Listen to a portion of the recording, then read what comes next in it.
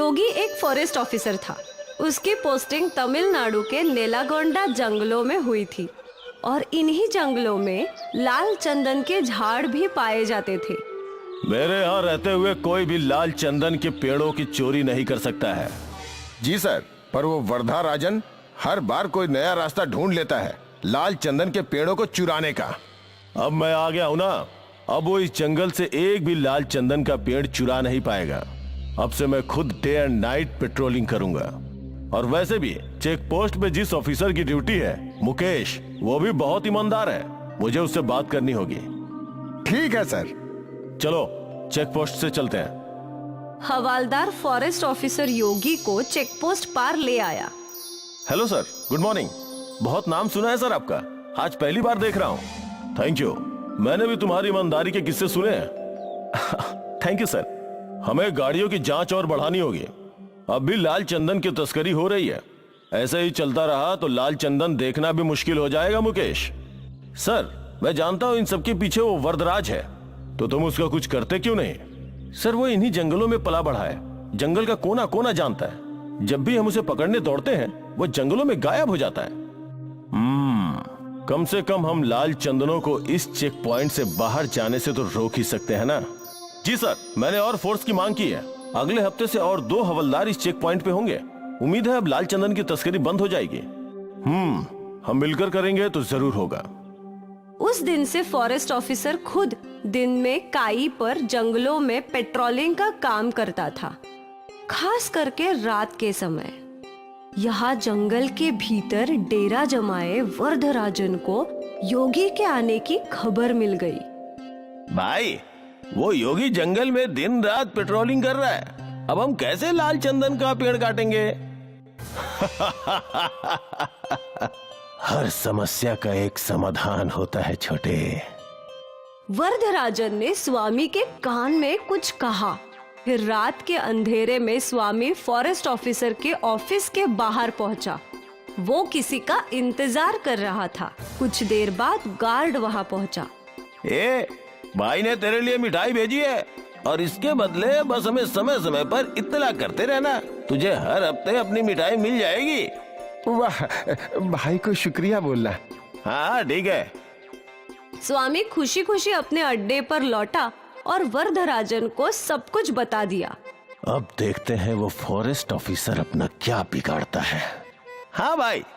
उस रात से वर्धराजन और उसके आदमियों ने लाल चंदन के पेड़ों को काटना शुरू कर दिया और यहाँ गार्ड मैसेज करके वर्धराजन को फॉरेस्ट ऑफिसर की लोकेशन बताया करता था। जिस समय फॉरेस्ट ऑफिसर दक्षिण की दिशा में जाता तो वर्धराजन के आदमी उत्तर की दिशा में लाल चंदन के पेड़ काट रहे थे, और जिस समय योगी उत्तर की दिशा में पेट्रोलिंग करता वो दक्षिण की दिशा में पेड़ काटने लगे। ये सिलसिला कई दिनों तक चलता रहा।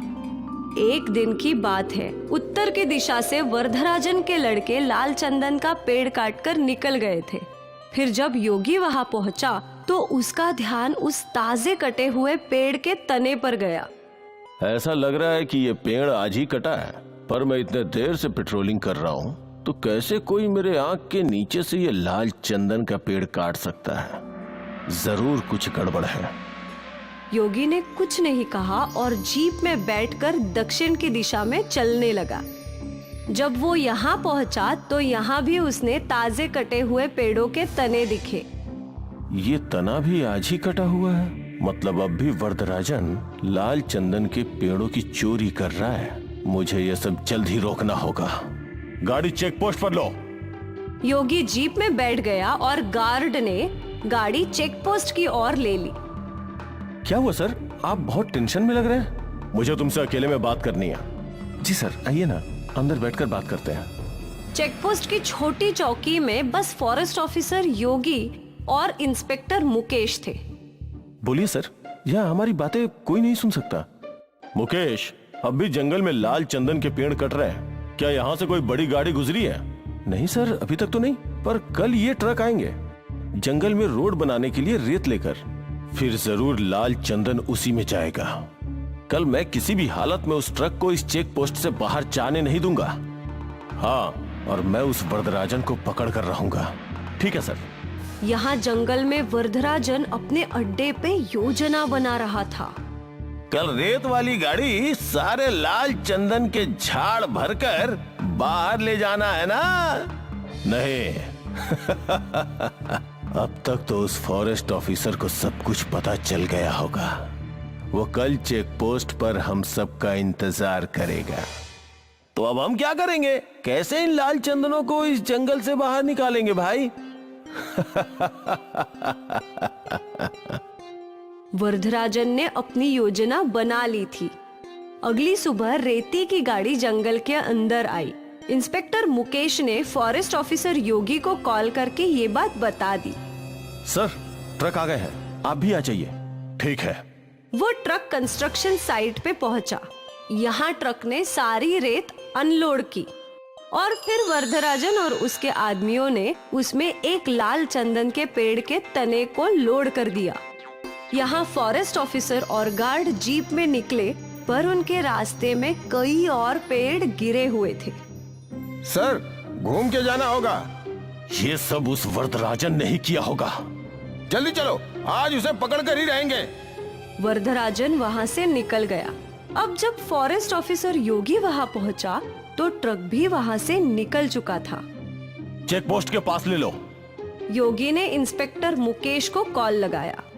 मुकेश, वो लोग निकल चुके हैं, अब तुम्हें ही उन्हें रोकना होगा।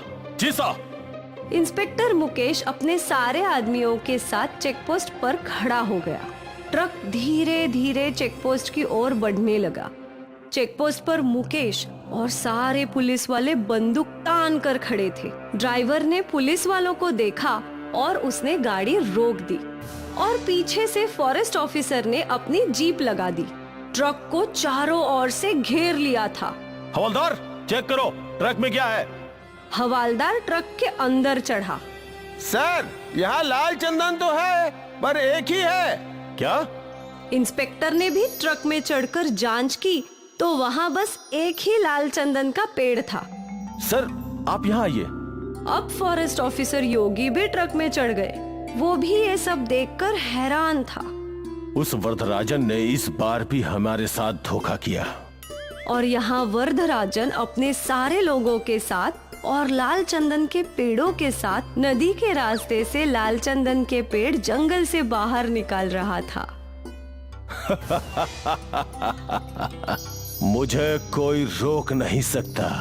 लाल चंदन सिर्फ मेरा है।